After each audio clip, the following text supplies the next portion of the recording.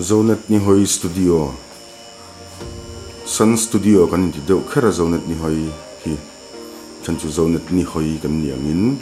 chuan hei hi Zonet Nihawi ka chuan a hmun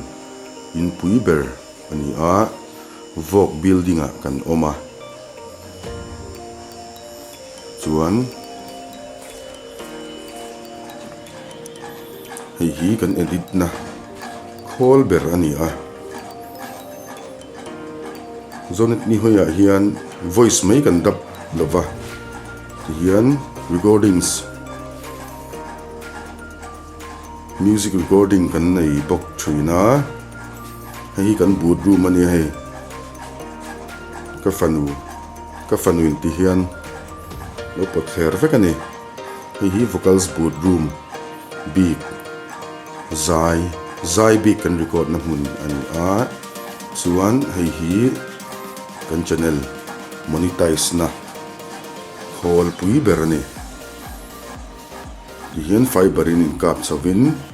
tanghen mizoram pumpui na kan lo clear thin na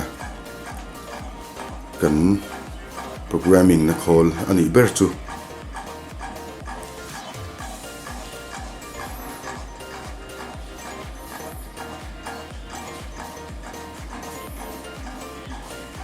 nuna hian zing daru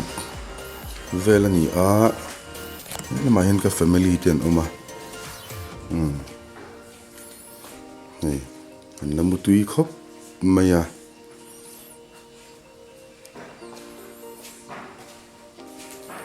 hei he lai mi hi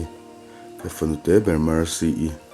har em mai pathian zara active tak mai ni a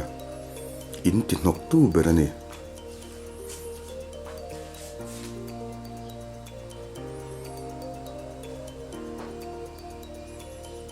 lamutui khop mai lamro se Zonet Nihawi hi min ron bekang du ani chuan a hnuai hian number ka tar anga number ka tar lana hian min ron contact anga advertisement clip engkim kan siam vek theia he channel kal klang hian sumdong tam takin mal som na an lo dong to thina ni